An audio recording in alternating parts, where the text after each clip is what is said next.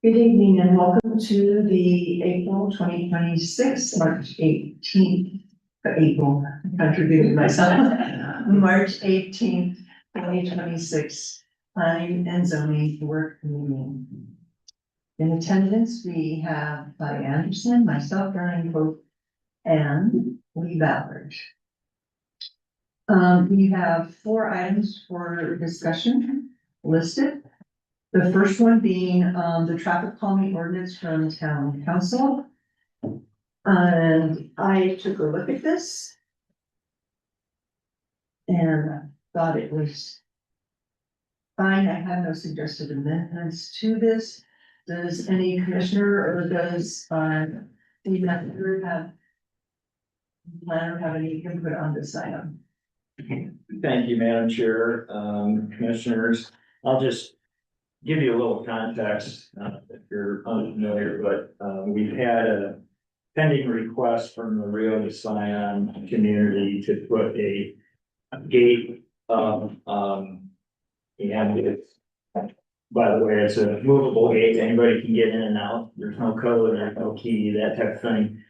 But it involved an encroachment agreement, and when this was discussed at town council, there was a suggestion made that instead of taking these types of requests, basically a private use of the public right of way, instead of taking them on a case-by-case basis with just an encroachment agreement, that we should amend the code to allow for it, expressly allow for it with encroachment agreement. So it formalizes and provides some order to it, if you will. Now, I don't know how many requests we would get. It wouldn't have to be a gate across, a paved road, but it could be somebody encroaching on the shoulder into the town right of way. So it was actually Councilmember Louis who suggested that, we formalize these types of requests in ordinance form. So that's what you're seeing. And so the only change is the underlined portion on the second page, correct? Yes. Do either of the other commissioners have any questions or things they need clarified? I'm looking for it.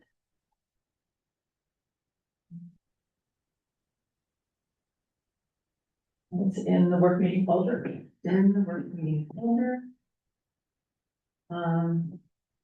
If you go to the work meeting, it's not in its own little folder because there was just the one item. It is 1, 2, 3, 4, 5, 6 items down. Fence B traffic calming. There it is. Yeah.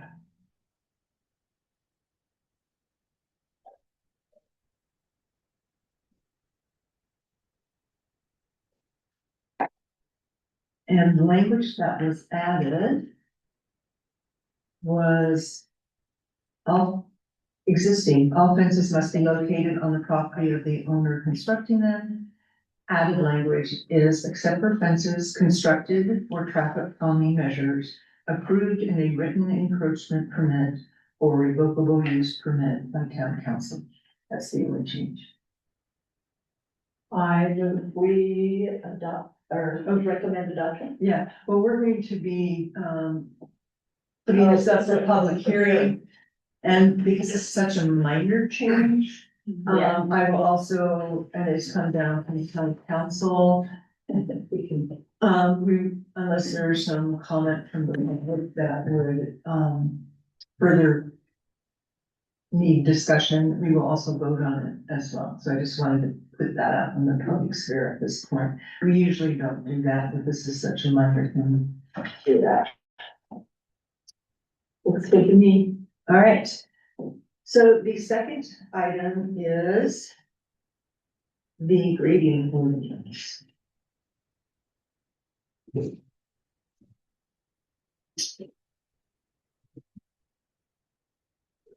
And we had, and all the documents for the grading ordinance is in the grading folder.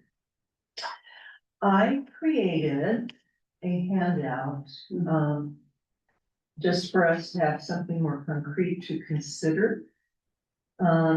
I think we've all had time to go through. I've reviewed the video. I reread all the comments submitted in writing. And then I had my own comments as well. We got, an analysis and recommendation from our planning staff, Riker, and, that's included there. Has everyone had time to go over that? No, I haven't. Okay. So, if you look at the staff analysis recommendation regarding proposed grading ordinance, this looks at the major, most of the concerns that were raised in the public hearing. So it looks like this. And it would be grading ordinance memo and the grading. But not. Here. Memo one. Well, no, memo one is it. Okay. I don't see a grading ordinance memo. That's just a copy. Here. I think it's making me change my password even though, anyway. Well, here, Yeah, but use my computer, because I have hard copies of everything. thank you. And it's towards the bottom of that list, and then, Okay. got it? Okay. So, the first item addressed here is a concern raised by some that the engineer grading permit threshold should be raised to 5,000 cubic yards for single family residential projects. And the recommendation after an analysis there is to keep it at 1,000.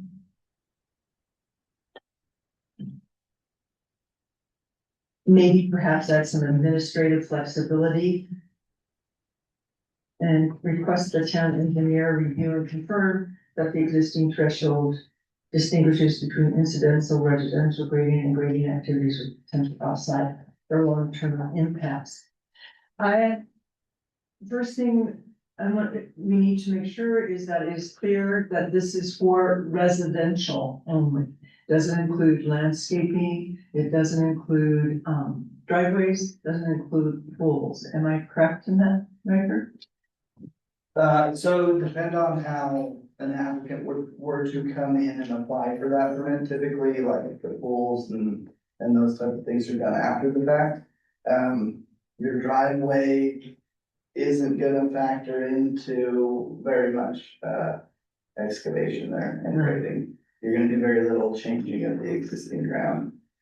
You'll also notice later, one of the other comments was a master grading plan for Yes. fully platted subdivisions. In those cases, there's not going to be substantial change to the law, because they'll be finished lots. Correct. They'll be under the master grading ordinance. Yeah. Yeah. I also, researched towns in the area. Hurricanes threshold is 1,000 cubic yards, as is Leeds. So, and my previous research, that is what I kept finding time and time again in the various types of cities. So I also created so then I went and I said, well, what does 1,000 cubic yards look like? And that's the handout I gave you of the PowerPoint slides. And I did, the largest allowable residential structure, 4,800 square feet. And in order to surpass the 1,000 cubic yards, you would have to dig down for that entire 4,800 square feet to a depth of 6 feet.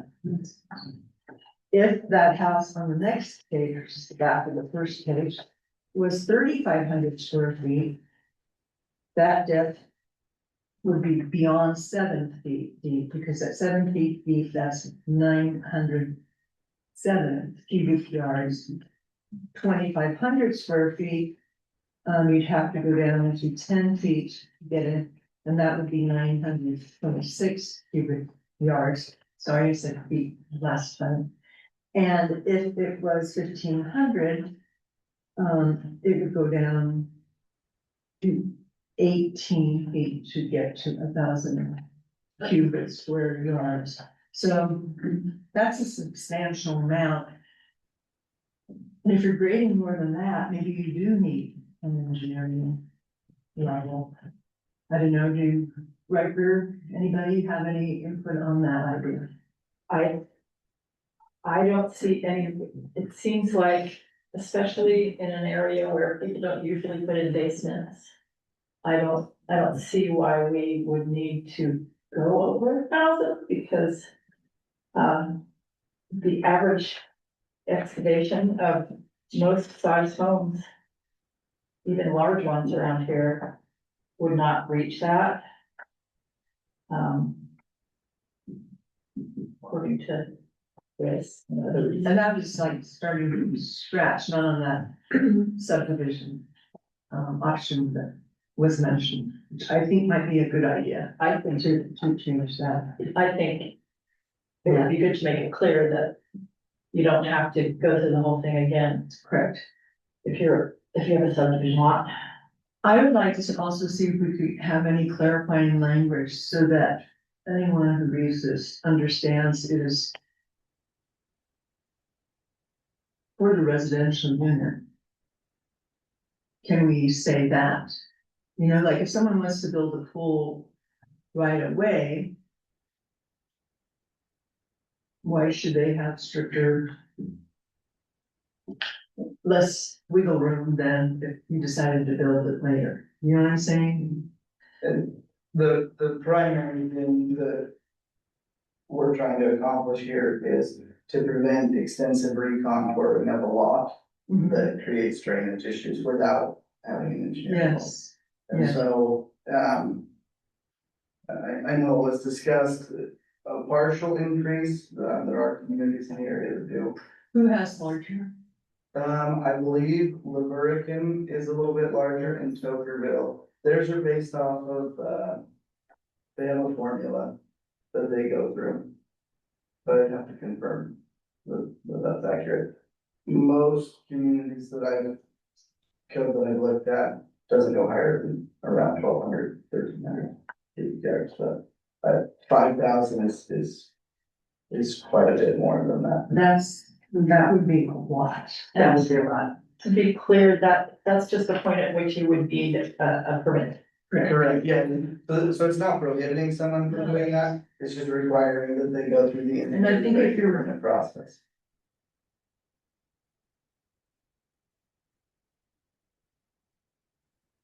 So any combination, so that'd be 48 feet by 100, for example. Down 6 feet.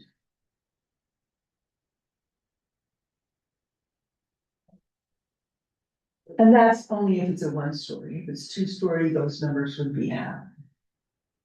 So.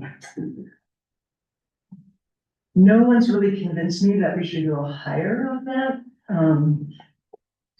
But that's just my opinion. I'm open to others. So.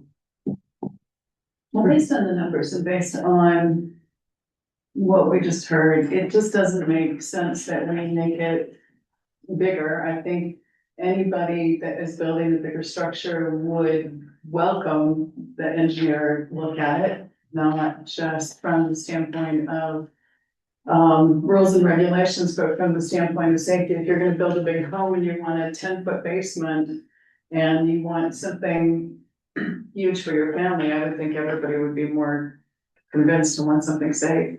Right. For the land and for the sand and for where we live, so I don't know, I can't see. So, Riker or Mark, do either of you, have a estimate? What is the average cost to have an engineered plan? How much does that increase? Because that was a I have to defer to, the record on that. That's gonna vary by the project. by the size. Cause what's happening there is once they exceed the 1,000 cubic yard threshold, then they're required to go into that engineered plan, but what is contained in that is going to vary based on how much they're exceeding that. Does that make sense? Like if somebody comes in and has to do an engineered grading permit. Well, they would do this prior to start, correct? Correct, but what I'm getting at is however much dirt they estimate that they're going to move is going to vary the cost. So if I want 1,400 feet versus 2,200 feet, that is gonna impact what the cost would be. And the topography would, Topography is gonna play a big part. So is there a range? Not one that I could cite off the top of my head. So is that some? That's something I could reach out to, some of my colleagues at Sunrise and, Sunrise or Rod? or Rock might be able to give a better So estimate there, yeah. Mark, could you, we just want a range. That would be super helpful. Like if we keep it at 1,000, what would that extra 200 cubic feet cost or? And recognizing topography and all those other things. Yeah, and then like maybe a couple of higher things. Yeah, we don't want it to be cost prohibitive, but yeah.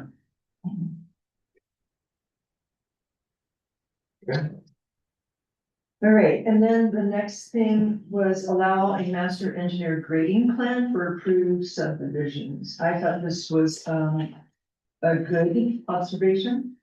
yes, That was made, I think, by several people.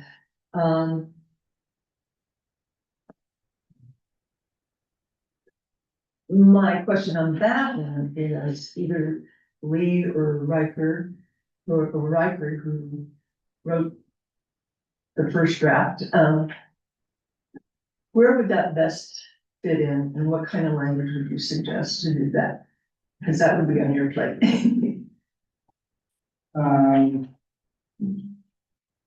As far as location goes, that may be something that we have towards the end of the ordinance, or either that or just after,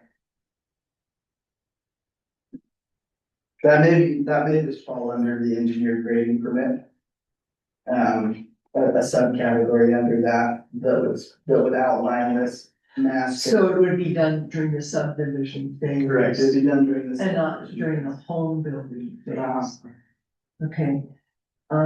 Lee or Claudia, do you have any comments on that one? And you?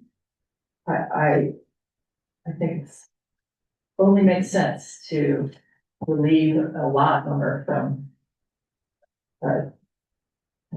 redundant engineering or permit at all. So Riker, can you come up with that language? Okay. And then the next comment was,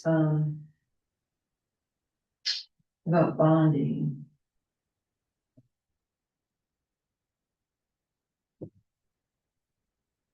Your recommendation is to retain authority to require up to 100% bonding, which I read in other towns. Ordinances as well. The request of the town engineer and town attorney review the bonding requirements. Has the town attorney looked at this one? I'm not aware on whether or not he has reviewed that. Can you get that message to him that we'd like him to, review this section Yeah, I can do that. about bonding? See if they're legally sufficient, consistent with prevailing practices and appropriately scale to grading risk. And based on his review, then to consider allowing performance surety bonds and phase bond reductions where appropriate. So for that one, we need input from Heath, right? And if you could let Mr. Snow know that, we really would like to vote on this ordinance in April. Depending on how many changes, that's why. if he could get back to us ASAP, because I'd have to get these to Crystal by the meeting. Okay. Okay. Mark, do you have any comments on that idea? And I think it makes sense. It's more, to me, more of a question of the amount, but that is correct. what makes sense? Having a broad requirement. Okay.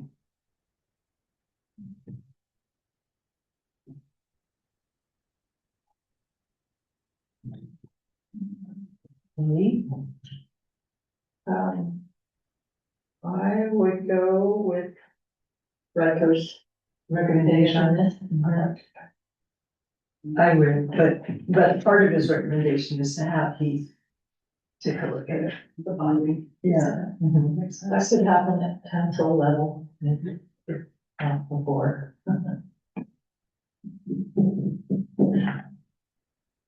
And maybe, Mark, if you could follow up with a notice to Heath as well, it Yeah. shouldn't take that long. Sure. I don't think, if it's just that one item, we have a question of.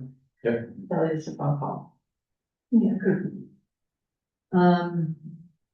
And record, let's see, can we, to help move things along, what part, refresh my memory, do you have the ordinance in front of you? What part of the ordinance would Keith need to look at? It's gonna be Line, starting at line 274. line 274?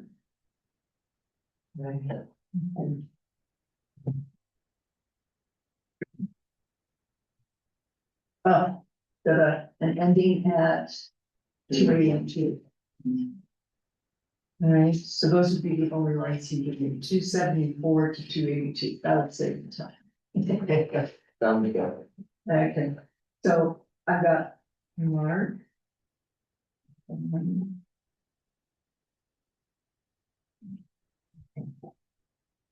And then, provide standard-based plan templates and checklists. It's my understanding this is a matter of course with, our permit clerk. That once we pass the new ordinance that has steps, she generates, a checklist. Am I correct in that? That's what I. That is correct. Yeah, so that will be taken care of, just as part of our process with new, ordinances. So that one's already part of our process.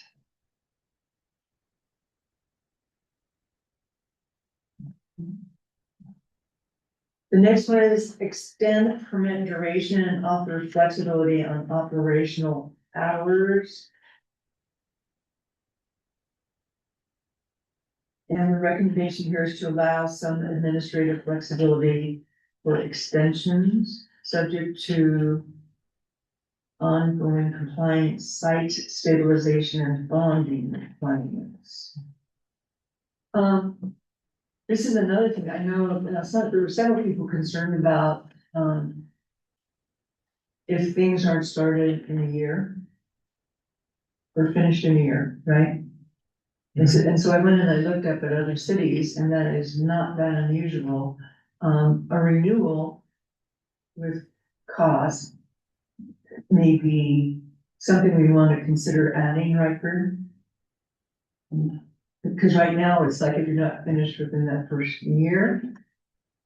Could there be a renewal process? I don't know, commissioners, what do you think of that idea? Yay, nay? I think it sounds like a great idea.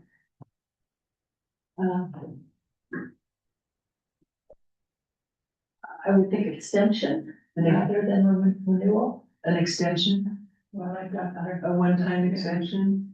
Yeah. So Is that, and I think that's common. that currently exists in the ordinance. Okay, to get the extension, what, is it clear? The other thing I wanna make sure is clear in the ordinance. Is it clear what, the developer, the builder has to do in order to get that extension? So what's stated here is that they can get a one-time extension for a period not to exceed 12 additional months, provided that the applicant is in compliance with this section. Substantial work has been completed on the site and the reclamation bond is renewed and updated as may be required for the town. I know I asked for a definition of what is considered substantial work. And that, Have we gotten that in yet? so there's not a definition for that, that's probably gonna be on a case by case basis, and the way that this is structured is that's gonna be determined by the community development director. If that substantial work has been completed. Are there not standards? Accepted general standards? So if we can do that, it's going to limit the flexibility that the town has to grant such extensions. And What are your so- thoughts on that, Mark? Well, not every job is the same. Okay. And there can be unique circumstances, and I think it's appropriate for staff to consider unique circumstances on a case-by-case basis and be flexible with the developer, but also, keep the Okay. intent of the code intact. Because this would be under your purview, correct? Yeah, So, and this is something you're familiar with? yes. And are you satisfied with the way it's written in the ordinance now? Riker? I was just gonna say, one of the main requirements here that is in here is that that the bond is renewed and updated as required by the town engineer, so that still allows the town, if things were to default, the town can come in and take that bond and do what they need. And then I just want to be clear, did you say a one-time extension? Correct, as it's written right now, it's a one. So what happens if they're not finished after that extension? So the town would be within its ability to use the bond Okay, to either finish the work or attempt to restore it to its original condition. If the applicant wanted to continue with the grading, they would have to resubmit their application and go through the process again to start again. okay, so this is just the grade. Okay, Correct, yes. all right, that seems fair. Did I understand you to say that renewal of the bond is not mentioned in the extension? It is. Oh, it is. Yes, and that it includes, who's pointing out that was included. All right, so how does?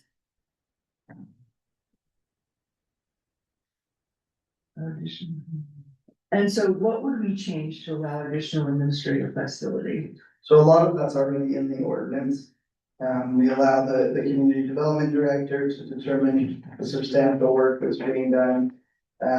We allow for the option of up to the 12-month extension.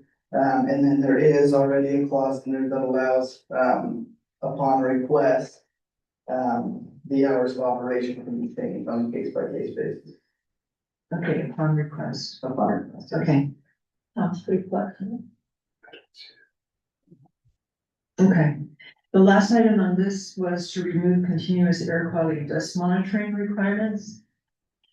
And what the public may not have been aware of is that there are these small, inexpensive, and Mark, I don't know if you were part of this, I think you might have been. I think they're called, what are they called, purple something?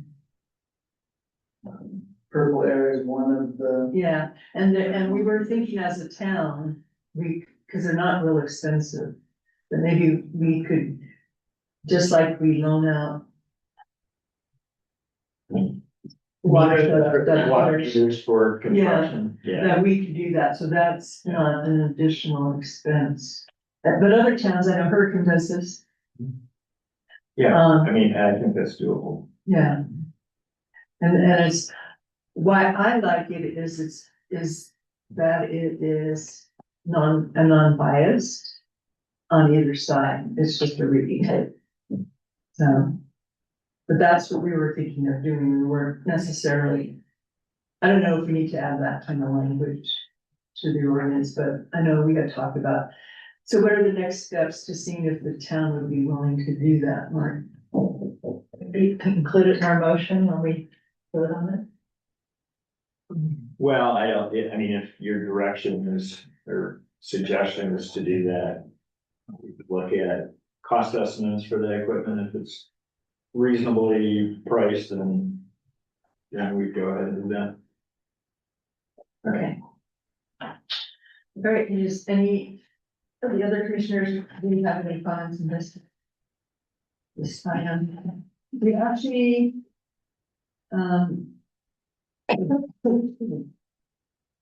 there was one other letter. I just want to say, make sure we have addressed those. And I believe it's in the folder.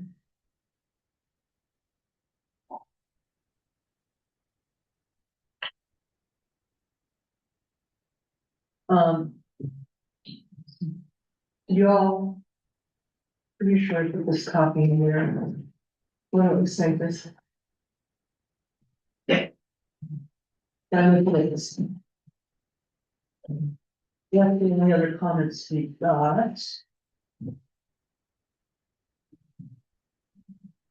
And.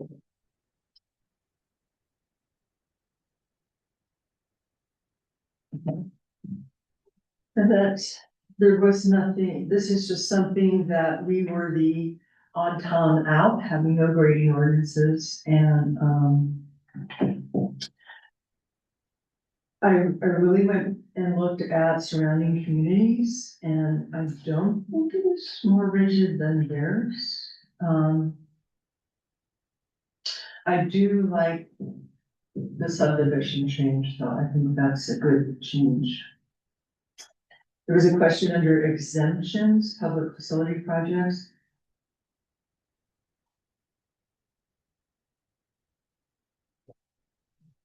Grading required to construct public facilities, roadways, utilities approved by the town council are eligible for exemption.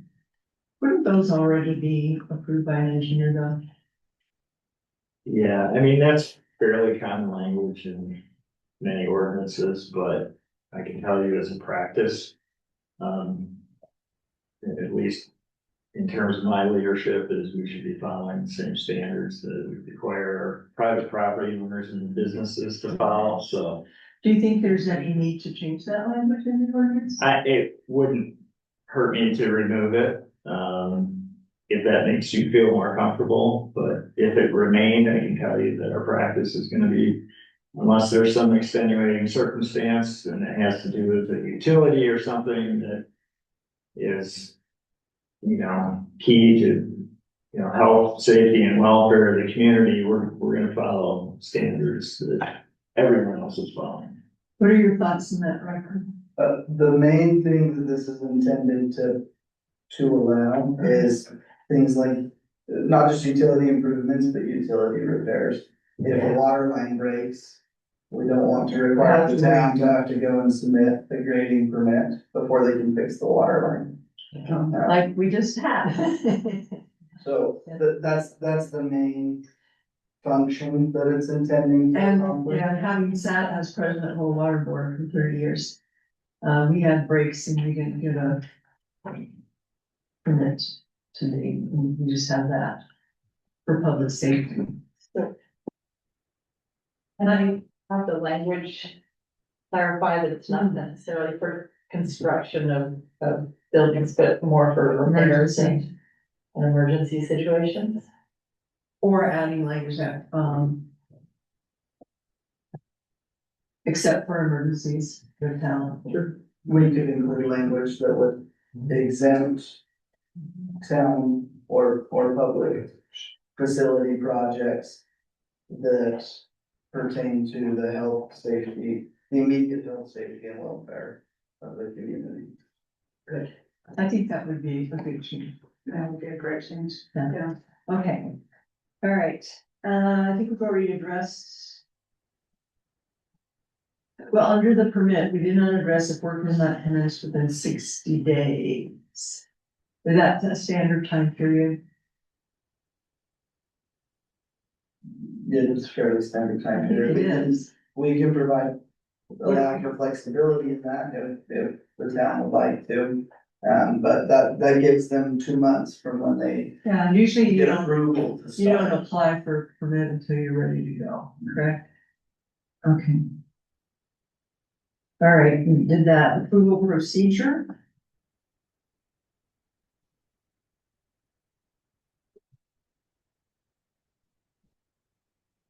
Okay. The governing body reviewing a complete permit should have 30 days to approve or deny the permit if review requires internal review only. If additional review is required by external parties, such as utility providers, an additional 30 days may be necessary. So experts in the room. Is 30 days normal?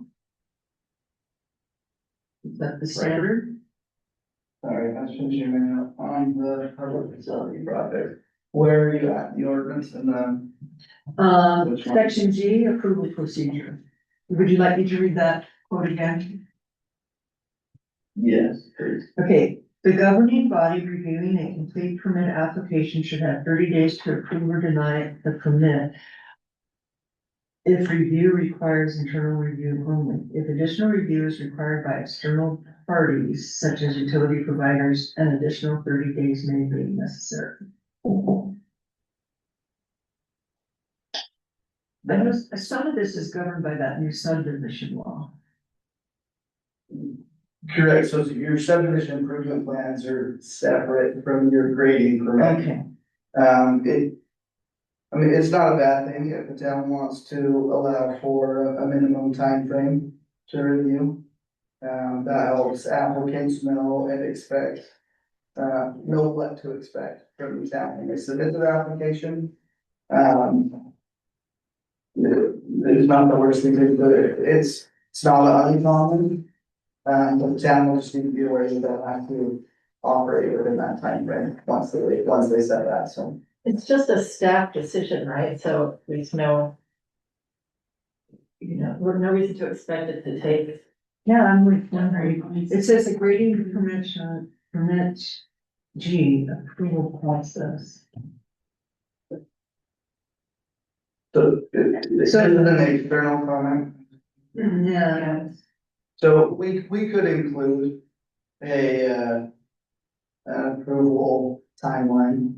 30 days wouldn't be too short for the town. I believe your subdivision ordinance is.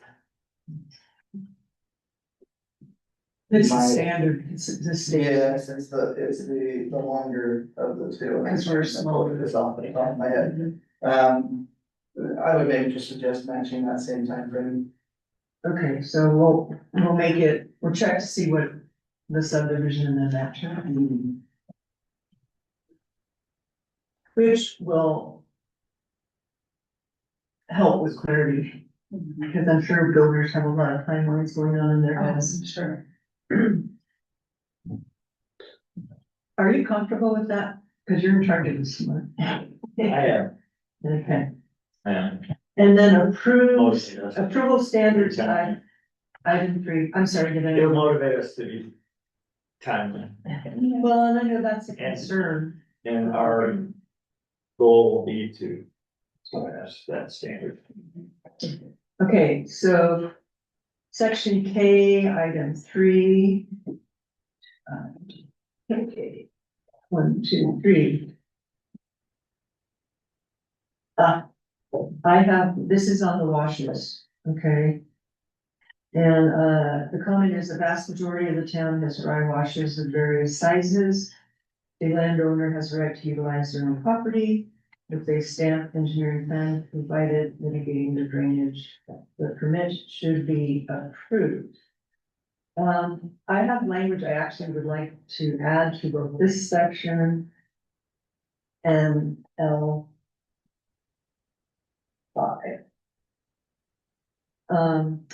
It currently reads, natural washes and drainage ways, natural washes, drainage ways, and ephemeral channels shall be protected during grading operations and shall remain open and unobstructed. Grading, filling, realignment, piping, or culverting of natural drainage features is prohibited unless specifically is approved as part of an engineered grading plan. Temporary or permanent crossings shall be designed to maintain the hydraulic function of the drainage feature and minimize alteration of natural flow patterns. I also want to preface what I'm about to say with, to address the part about, being able to use their land. I think public needs to understand that if they are allowed, if there's some, well, this drainage should be open.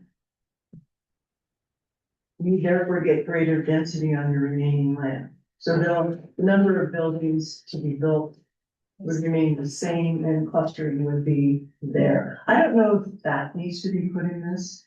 If that's something, so I think it's also in the ordinance. that it would need to be specified. Yeah, If I want to that make is sure that kind of intent. language It's is, not currently written that way. I do think it's in a couple of other places in the ordinance already. That say any land that is not, that is unbuildable or however it's defined as. designated, Mhm. can be added to the development yield. Yeah, Calculation. yeah, then which would allow for greater density.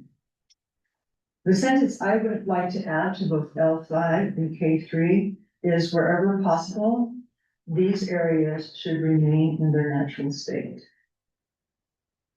Wherever possible, these areas should remain in their natural state. Commissioners, do you have any thoughts on adding that? Where? This item, K5, K3, and, L5, the parts that deal with natural washrooms.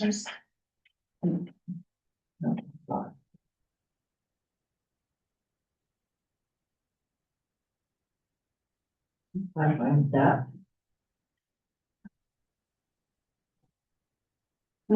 Fine with that, because that, just making sure I'm clear, if they've gone through all the engineering and they've gone through the assessments and and this has been, then it makes sense, okay. Did I understand that, is your thought? Well.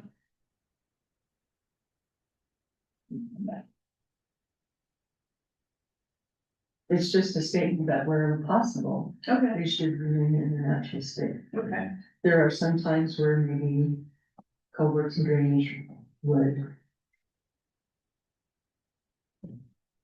be considered, okay, but if they are left, then certainly their density, you know, would be modified so that they would not lose building ability. And I need that, I'd like to have very clear if it's not. I think it might be able to remain clear in the ordinance. I don't know if it's here or in the other part of the ordinance. Have you located where it says that? Not right at this moment. I think it is in the supplementary regulations. But it's in our code, but it's not in this ordinance per se. Oh, no, it's not. Would it hurt to add? We can look at that, Yeah. we wanna see Tell this me what the you think. appropriate place to do that. I don't know if this would be the appropriate place. Belongs where. Where we're addressing development yield, Correct. that's typically more appropriate in like a, Could there be a code reference to that? district. Could we reference the code that does reference that in this code? Yeah, I can, And these two sections? I can see where it references it in your current code and provide a tie back to it, On those two, and that was,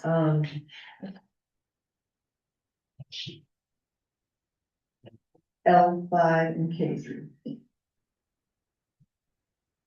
93 and 355. 293 and 355. And those, I believe, are all the comments we received. As commissioners went through and considered the comments and reread the ordinance, are there any other places you feel need clarification? I believe I have one under exemptions.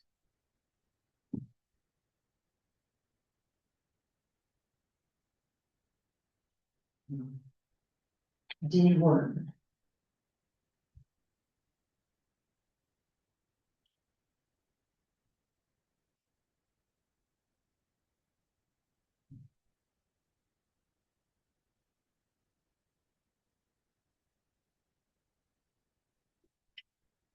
Maybe not requiring a permits.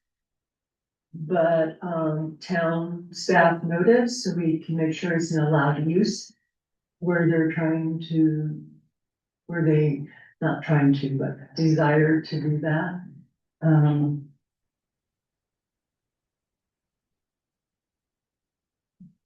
And are there ever any size area limits that you've seen in agricultural, from agricultural grading in non-agricultural zones? Not typically, if it's zoned agriculture. If it's not zone agriculture, If the agricultural use is an allowed use, then as long as they're operating under that use, the way this, exemption is written, or it will just allow them to do that under that use. what do you think of just like a notification process for the town? So that code can be checked, because, right, we have, I don't know if you know this, but, and I wanna do something to make the use you're proposing happen, but right now it's not a permitted use. In commercial. You're talking to me directly? What are you talking about? So Specifically, the corner of Mesa Road yes, is commercial, correct? correct. And according to our current code, that agricultural use, which I understand why you're doing it. And that's why I make the suggestion in this ordinance. The only agricultural ground we have in town is right here along the river. Well, All of our, let me finish. All of our ground was rezoned where our residential years ago. And we have it all in the green belt, which means you have to have agricultural use there, which means we run livestock on it. And we have to use our water. We have about 70 shares of water with the town company. And we have to use that water. Currently, we lease. Don't lease, we have an agreement with the Water Conservancy to use the Danny Field. They've informed us that the Danny Field up on County Road. Most people in town know it, but, sorry if I'm not being clear. So Water Conservancy owns that property. They have informed us that it could be sold anytime, Mhm, so we have to have someplace else for our water, mhm. so that's why we do that water. Which would be fine if it were zone rural as a residential. It's in the green belt? Is that- It's in the green did I belt. say that? Yes. Yeah, So in the green belt, you have to have 5 acres of property exactly. to be in the green Okay. belt. And you have to run livestock on it, or you have to lease it to somebody to run livestock on it. So everything on the north side of the highway there Uh-huh. is all in the green belt, so Okay. it isn't an agricultural use, regardless of whether or not the town. And I'm not an attorney, so I'm not gonna Yeah, speak to this, but Yeah. whether, no matter what it's zoned, that's what it's being used for. We run cows on it now. so there's another question, I don't know if you have knowledge of greenbelt and zoning in towns, but that's the point we need clarified soon. Okay, we can do some research on that. Yeah, I mean, it says bona fide agricultural, would that, how would you, It's fenced. It's all fenced for agriculture right now. You have to have it fenced in order for it to be. Okay. but in other That's- words, That's the suggestion I made on this ordinance, and this ordinance hasn't passed yet. Is that we allow property that's in the green belt to have that, no matter what the designation is, to have that, to be able to run agricultural use on it, because it's allowed to be in the green belt, that organization, so, organization doesn't. you Right, have to use it for agriculture. We have to. correct, So okay, all the right, problem is that agricultural is not a use in the commercial zone, so we need to fix that. That, we can't fix it here, but we can fix it in the commercial zone. this is the first time that anybody has talked to me about this at all. Yeah. And maybe I didn't hear Greenbelt, but when you specifically came up and said, don't forget about agricultural, so I didn't hear Greenbelt at that time, or. I put it on a note that night at that public hearing, so. I spoke That's that what I last just read. but it wasn't on my written. Oh. But when If you you, look back, you'll see. yeah, when you mentioned it to me, you didn't say that, so I apologize for missing that if I did. Were you speaking into the microphone? I believe so. I'm not a public speaker by any means, so I don't have any kind of illusions about that, but. Okay. So instead of having the field go north and south, which we used to do, but we Uh-huh. just sold it, and we have a group that's looking at putting. That was already leveled there, okay, so where they're putting that next to Monty, Mhm. that commercial use there. So we're running east to west, the only difference, Okay, so. Okay, so I still have the question about bona fide agricultural use. What provides evidence for Yeah. that? Would it be green belt inclusion? I mean, if you're in the green belt, you have to name what your use is, right? So it seems to me that that would be sufficient. Yeah, we'll review that. Okay, They have to tell them whether you're doing dry grazing, if you're raising crops, how many cattle you have. exactly. Yeah. However many years. okay. So And we the, still do some farming. and the question for Heath is, because I'm seeing different answers, and I would like a lawyerly answer on this, is Greenbelt exempt from other towns and? Yeah, we'll do some research on that. I don't have enough information on the Greenbelt Act to give you the answer off the top of my head, but That's fine. we can prepare a short, memorandum or have a phone call where we discuss our findings. I don't know if you have any background on that, Ryan. On the green belt? Uh-huh. No, not specifically. So you were all the more. All right, thanks for that clarification. I'm glad I asked that question. Okay. All right.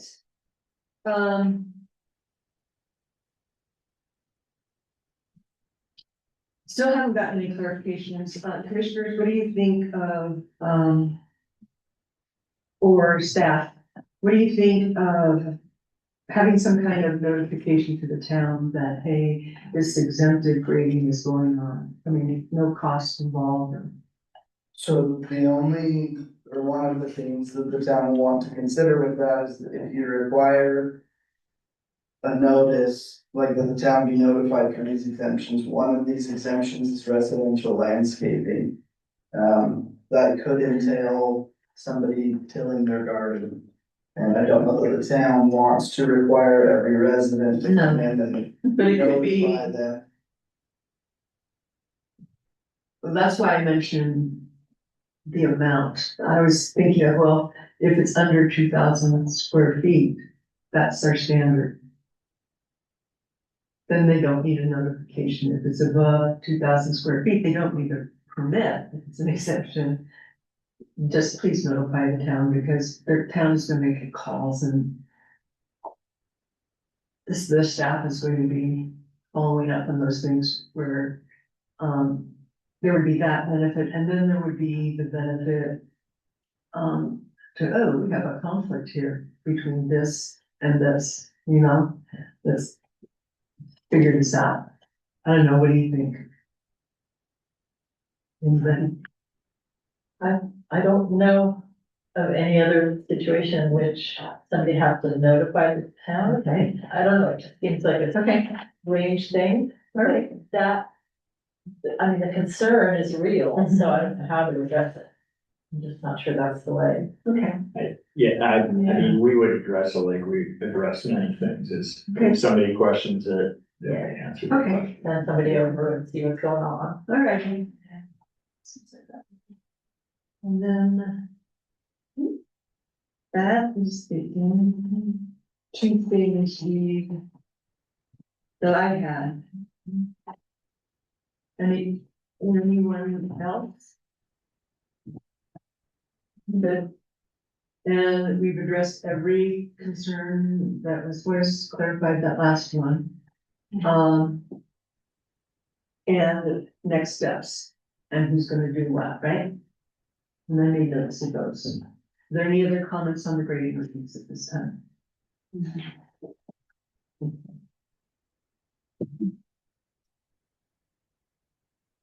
The next item is the good neighbor overlay. We have some stuff to digest here about it, Yeah, we just got this literally when we walked in, so. but we have, gone through bit by bit, the comments that we received at the public hearing and in letters and stuff, and since it is the intention to, this is a surgical approach to, allowing the most leeway for everybody. Where it's not working, we need to know and fix it.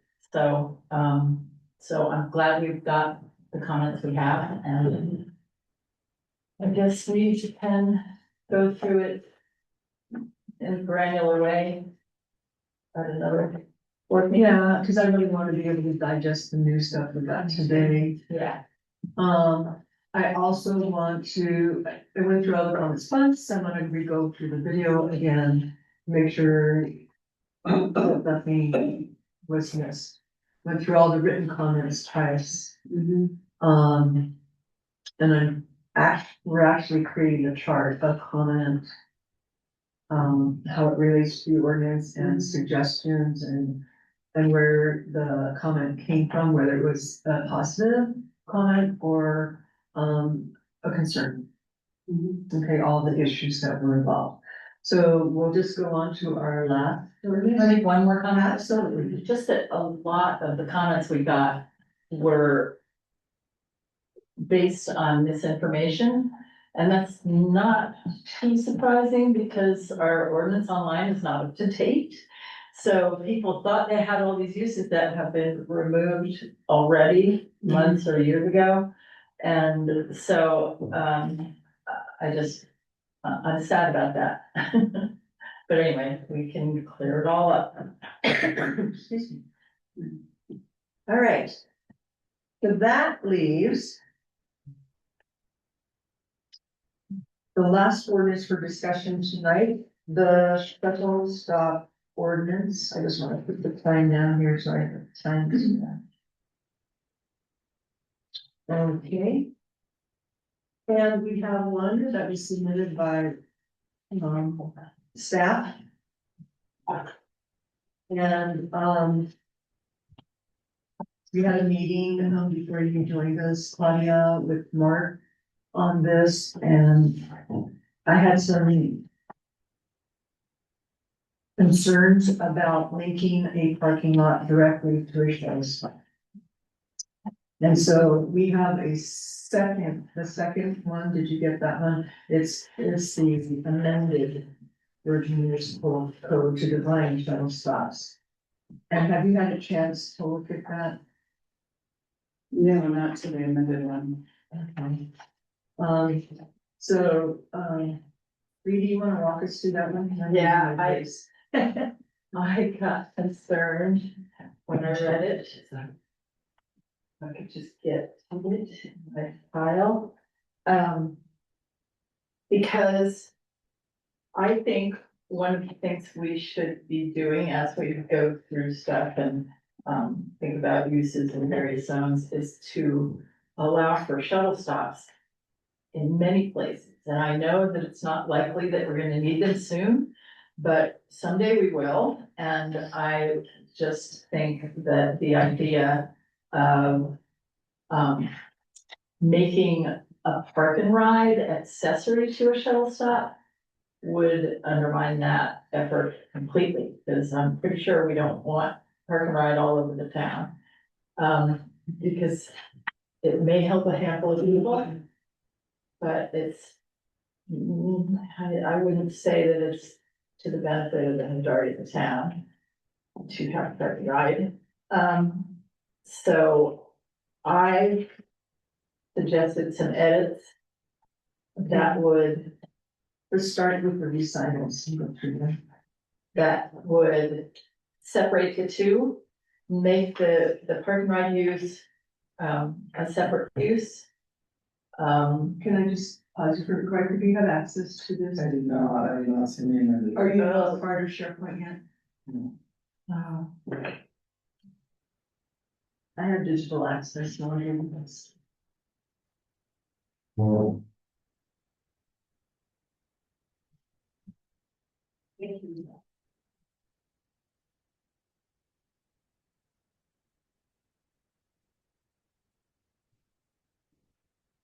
Um, So my edits would create a separate use called passenger parking lots. And not make it accessory here.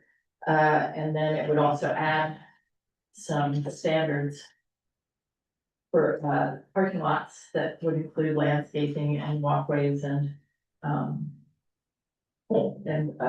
surfacing and shade, all the things that, sort of help a parking lot be more pleasant and less harmful, less hot, less of a runoff problem on all those things. Okay. So, I guess nobody's really seen this. So I don't know. Well, let's. We got time, we can like at least go through. Cause the original one is existing here, so we can compare it with the edits, right? So. The whereas, there's a couple whereases that have been modified. Number 3. Rather than associated park.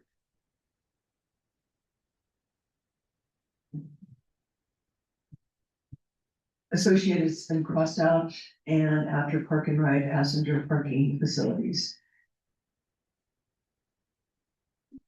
As separate entities. And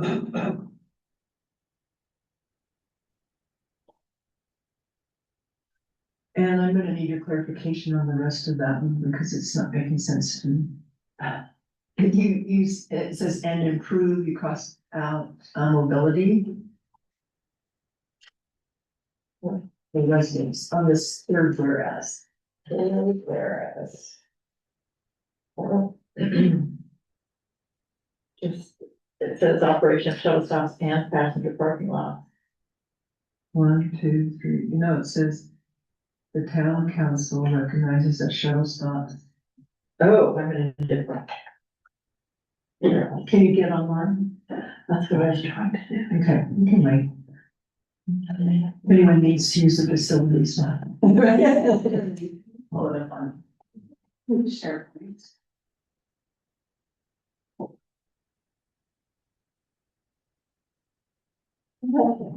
Yes. I'll find it. Okay.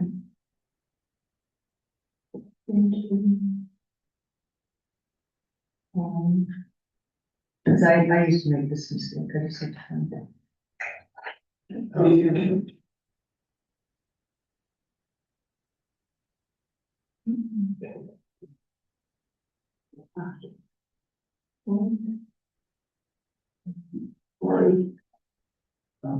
So hard to get this SharePoint.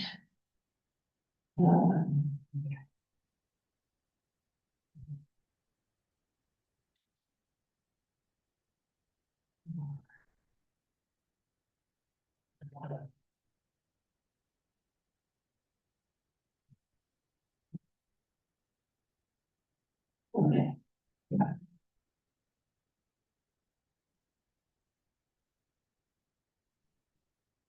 No line numbers, sorry.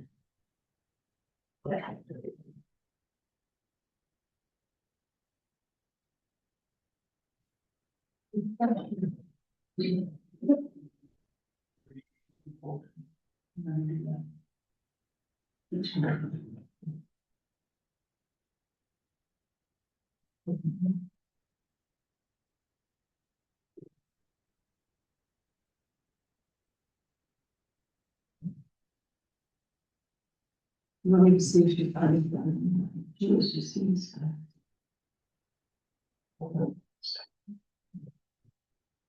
There it is.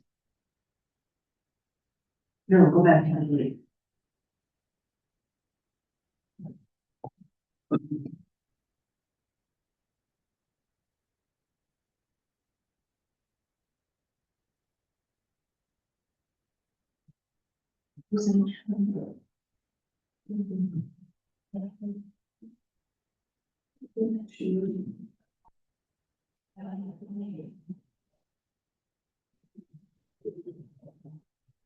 I can see the visual one, just maybe I'll start with the visual one. I would give it a bit. You just said. I said. Purely. Found it on SharePoint. Or you didn't? Yeah. Thank you. Thanks.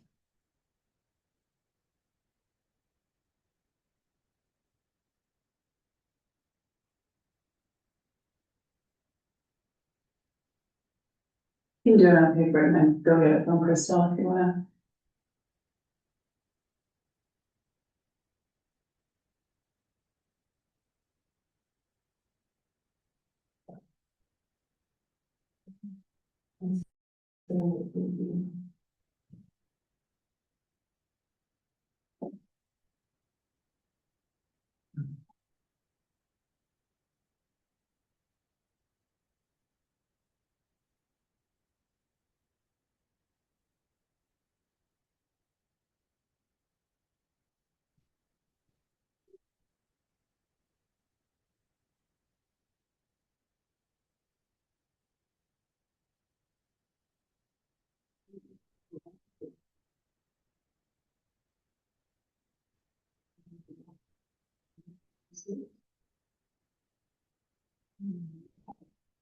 Thanks. All right, ready. Oh, I haven't really thought. There we go, right on it. Never right. All right. So what was your question about? So, whereas number 3, Whereas the town council recognizes, Okay. read that. The town council recognized that shuttle stops and park and ride passenger parking facilities can support public and regional transportation services, reduce traffic congestion and improve. Oh. I don't know why that mobility is crossed out. Okay. Let me fix it. Where's the, Should be there, huh? it should be there. I can't. Where's the strike through thing? I gotta look at it online anyway, because when I printed it, I didn't print strike throughs. So we should put that there. It should be not struck. It should not be struck out. so Okay, I can fix that. Okay. I think.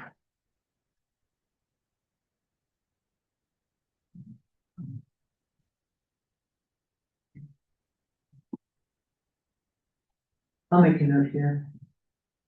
Okay. Sorry. We haven't done the do that. Okay. All right, and then, the next change is on the next whereas. Yeah, it's talking mainly about parking lot and stuff. Not necessarily the, And then the next change is on the last, whereas the town council finds it necessary to amend the definitions. Added and passenger parking lots, and then another one. You have commercial and crossed off, is that official? And then. I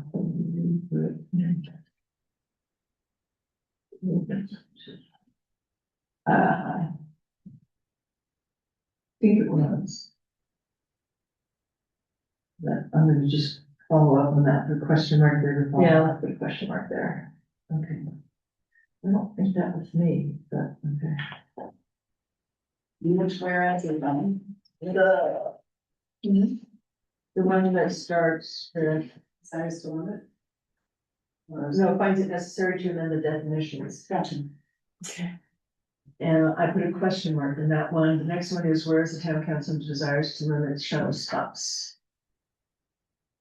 And that's the same change. A lot of these are just adding, right, and parking. lot. Yeah. Yeah. Just adding it as a separate use. All right, and then we go down to section one. Where is the next change? You want to explain that one?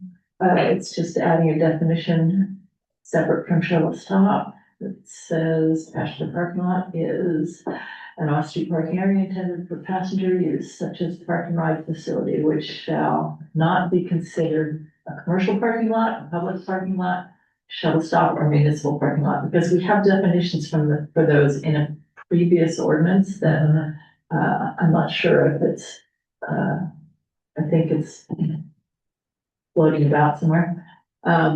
Provided the parking area is located within reasonable proximity to a shuttle loading area. Passenger parking shall not include vehicle maintenance, repair, fueling, or long-term vehicle storage. So that's the definition section in chapter 16 too. Well. And then section 2. Shuttle stop standards. Can you explain your thinking behind adding this section? Okay,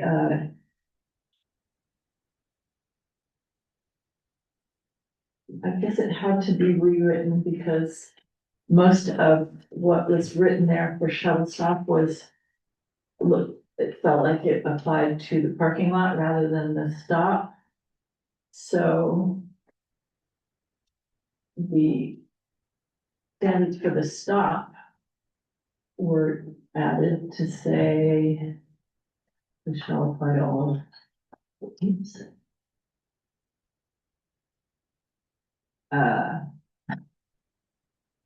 The all shuttle stops approved pursuant to this title, compliance with the section of the law, where the requirements of this section conflict with other provisions of this title and more restrictive requirements shall apply.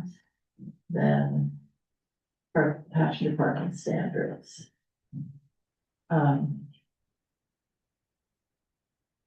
4 was altered, this first one that was altered. Item number 4 was. A. I hear you.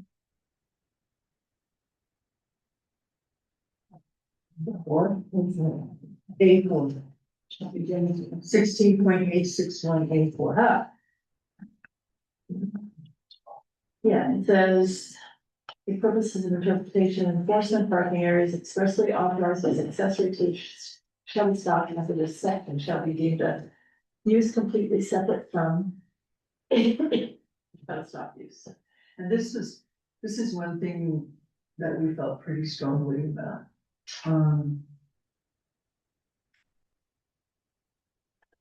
We were really considering in any of these changes unintended consequences.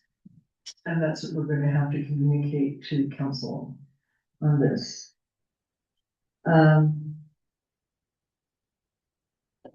And then number 5, we do the same thing. Vermont may be approved, we're not physically located on the same lot as a shuttle stop. Provided the loading that exists. Yeah. There was just switching a few things to allow for that provision. And then B, once again, the only change there is and passenger parking lots is separating the 2. And then C is. So it's, instead of saying it's accessory, it says that a passenger parking lot has to be within reasonable proximity to a shuttle stop. And classified as a passenger parking lot under this type. The lot shall be located within 400 feet of the shuttle stop.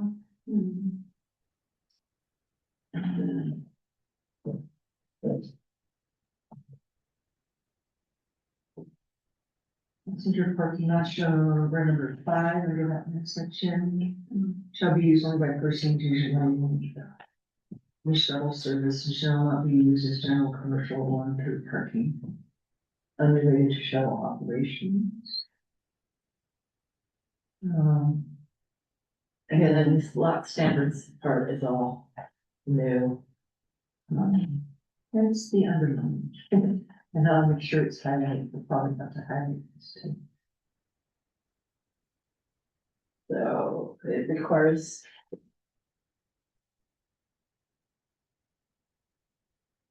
Oh, it says that you can't have asphalt, impermeable concrete, road base or dirt lots as a.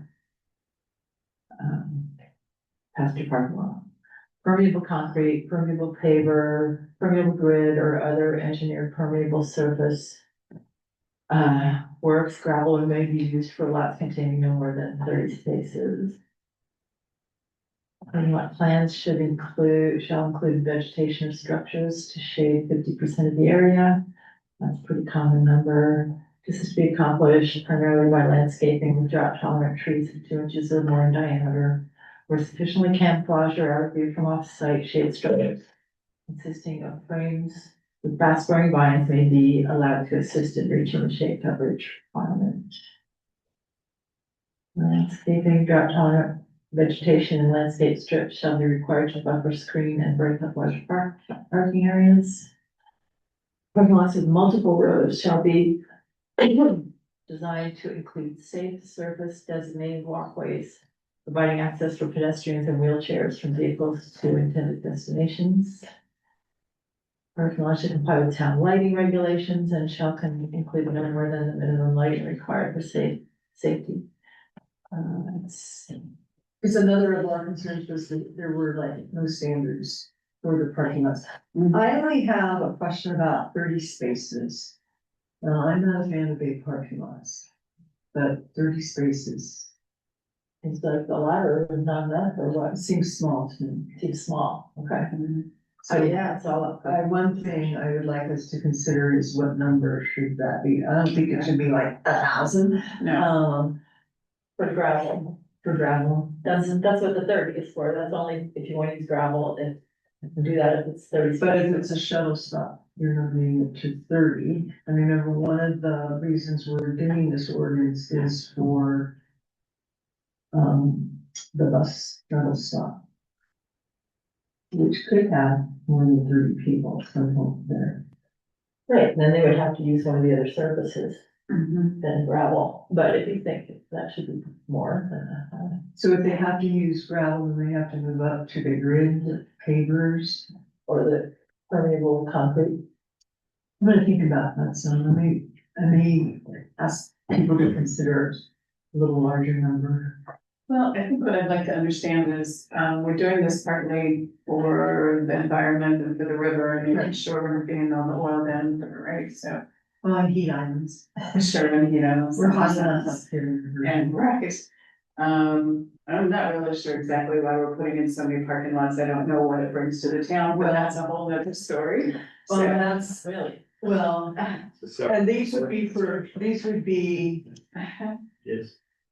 not for commercial at all. I mean, that would say Now, that these are, yeah, they would be limited yeah, they're limited definition to To- governmental or quasi, quasi-governmental, meaning a governmental unit. in which there's Like no the town agreement. would, could, contract with private transportation Mhm. provider, but for public transportation services. So this is a very limited ordinance. And, you know, it was, if I may, it was written to provide standards that currently don't exist. So Right. shuttle stops are allowable use, but they're not defined at all. So this was to help define them. So just to be clear, my understanding of, Commissioner Ballard's concerns, and we've talked previously about this as well, is that you feel strongly that parking lots should not be an associated use, but a separate use from a shuttle stop. Yes. And then your, suggesting specific standards for that parking lot. For parking lots, and, And yeah, that's are those the two major suggestions? Just want to be clear. Yeah, um. And I understand that this has very narrow usage at the moment, but, I just think it's important to do what we may need to do now if we can. And I didn't want it to sound like anytime somebody saved room in their business or whatever for subdivisions for a shuttle stop, that meant they could have a parking right there. And that's why I want to take it. Gotcha. Okay. And I don't know how other people feel about it. I haven't finished reading it. Do we talk anything about, I mean, the 30 spaces, but do we talk about, you know, big RVs that have their big long length with a car behind? Is there anything in here that addresses any of that kind of parking scenarios? Not at the moment, but that is gonna be what we get. Yeah. So yeah, I don't know. I mean, I would imagine that you design your parking lot. I know we have standards. People are The like, other thing we have to think about is we have specific standards for measurement of parking spaces. in our parking chapter, yeah. And those also include, I believe, measurements for RVs, but I'm going to double check, that's in my list. Do we have measurement standards for the space required for an RV space? I think that's what you're Yeah. getting at. Mhm. Check for dimensions. Steady cars versus 30 RVs is a lot different. Yeah. So I do know, I have a lot of people talk to me about their concern about, being the means for another town to Mhm. solve their problems on our backs. Mhm. And whether it's true or not, it's out there and it's real. So, so if we could assure them that we're not gonna become the asphalt jungle. They're not gonna proliferate with every shuttle stop in the future, because frankly, the current ones doesn't really serve me as a resident.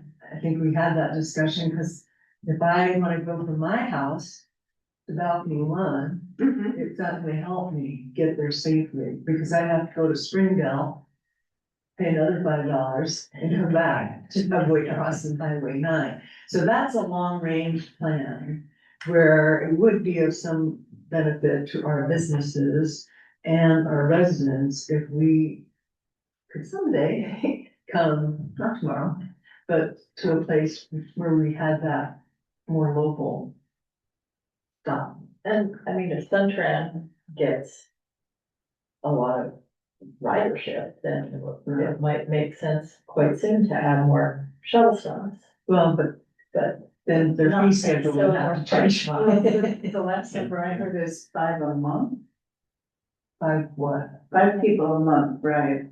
I think it's a day. No, it's definitely not a day. I got that data. Okay, it's definitely not a day, Yeah. so. I mean, So we'll see when the tunnel closure, we'll see if all these things come to pass. Yeah. We got 2 more months, June 7th. So we'll see, what's June 7th? is when they're closing the Zion Historic Tunnel Oh, on yeah. the east side. Yeah, but at the same time, all of those cars end up in Springdale, whether they come through the east side or the west side. So I understand.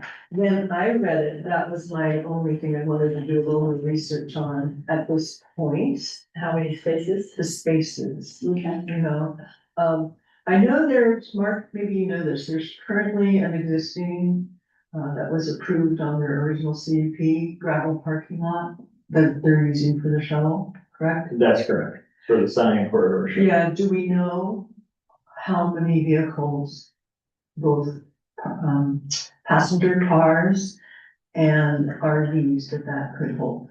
So it, I believe it was established at 30, Riker, I don't know if you know. I don't. Our original discussion was. So that would be on the C- Small. that would be on the CUP. From the original CUP. I don't know. Yeah, shuttle stop is allowed to use in the CUP, but it doesn't define Size. that, but the parking lot, that's associated with the shuttle fits within the site plan that was approved. Correct. Well, there was a. Well, there was a shuttle there on. There was a parking lot approved Yeah. for the shuttles. There was that one parking Yeah, lot. yeah. Yeah, so that was about 30. So I guess. Yeah, that's my recollection. I have to confirm that. That was prior to, And then I'm gonna reach out to Zion. Cause I can, cause they have their overflow RV parking lot. And I'm gonna reach out to somebody I know there and see if they can, give me an estimate of how much space do you. That would be allow awesome. for- Yeah, that'd be great. That's on my homework list. And, overflow. It'd also be nice if they can talk to you about anything that they had to mitigate, because it's pretty close to the river as well, and, It's gravel. okay. But what their thoughts were on it, that would be super helpful. Yeah, and mitigation that is. Super close to the river. Okay, so I'm going to check for dimensions for RVs, spots, I don't know why I wrote that. In Current Cook. And I'm going to reach out and see what currently exists in the park. Okay. I wanted to suggest too that, if following the standards in care, create quite an expense for the construction of the parking lot, that should be, included in the contract with the various entities who are benefiting from it, that they should help pay those. Does that, how does that, would such something like that happen? well, it's not a zoning or land use question. Correct. Yeah. But I will tell you, with the collaborative for the Zion corridor, park and ride, that Washington County did pay for 50% of It's fair. the construction. And I That looked, stuff. and I had a chance, I just went into the drive-by, like, they did a pretty nice job. I mean, Yeah. so I would encourage all of us to drive by after understanding this more deeply, to look at what is. Yeah. You know, and then reread this again. Okay. I would like to put this one up for public hearing. My question is, do we put the revised version? Or both? My preference is for the revised version. That is your call, Okay. yes. Independent planning commission with your own statutory authority, it's your call. And if we get, the changes to the grading ordinance by Monday, and the questions answered by Monday, I'll put that up for public hearing, and it's had public hearing, so we could potentially vote on that. You have till the 30th. What? You have till the 30th. Say that again? You have till the 30th. We have. I do, You do. really, because it was an early month. We have an extra week this month.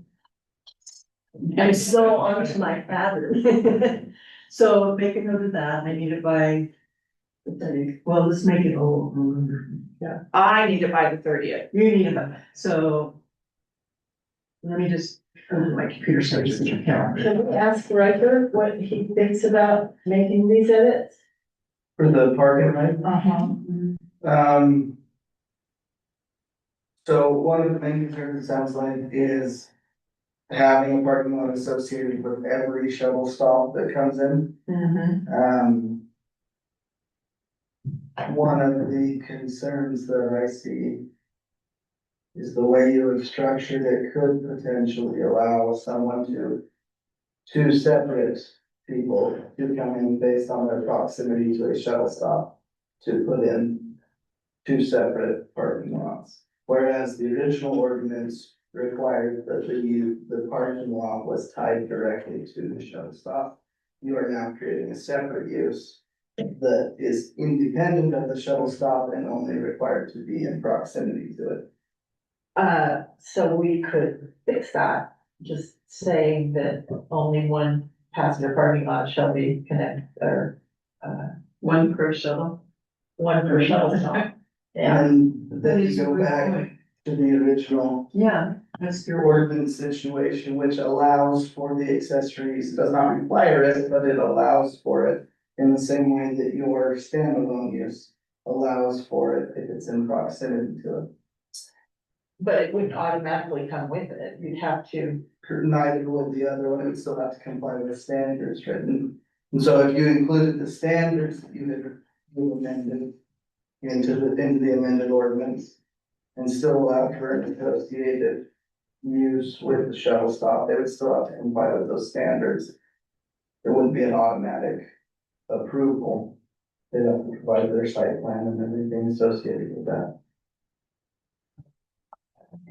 But that's just something, it just depends on which way you want to approach it. You can still separate it as a separate use. But it just depends on what you prefer as a commission to do. So we have, I would say to the 26th, because 27th. 26th is good. 27th is the Friday and then you got Easter, so nobody's working anything then. And I don't know, some businesses aren't even open. No, Good Friday is after that. Good Friday before. Yeah, no, 27th would be good. I say the 27th. Okay, So we're still on the 27th. yeah, so for Heath as well, he's got, I guess in 9 days, almost 10 days. How does that work for you, Crystal? No, that's fine. We'll go ahead. So, Lee, do you want to consider Riker's comments? Yeah. Definitely. Yeah, so Yeah. Riker, you have access to the digital copy and you can like look at the two and then maybe. So if we make amendments, you can comment on them and you can make amendments. As well? Yes, What would be the easiest way to do it, put it that way? Yeah. so are you? I wanna make sure I understand. You're wanting to make comments on the online draft and then have me Yeah, respond to those comments? Or make changes to the online draft and have you respond to those, or both? That's probably, but I still think what we probably wanna do is if you want to go in and make your changes and you would like for me to review it, it should probably still, at this point at least, should still go through Crystal. And then even if we go oh, yeah. into we got SharePoint, do it, yeah. but at least have it go through Crystal. And then that way I'm not watching the SharePoint waiting for your. So we're talking about your original, editing your original. Good standards, or the one we just went over, I just wanna clarify, cause we have two drafts. Which one were you talking about? The edited one, obviously, but, that's not the direction that you guys wanna go, then. So, Just read, read, and you heard his concern. which Does I that think we can address that. Yeah, I think we'll address that. So we're gonna address that, Tell you how I what edit it the is. draft. And you can take a look at it. And then we'll send it to Crystal. And Crystal will send it to you. Yeah. Okay, and so. Okay, so we. Edit. To Crystal. To Riker. And we need everything back to Crystal. By the 27th.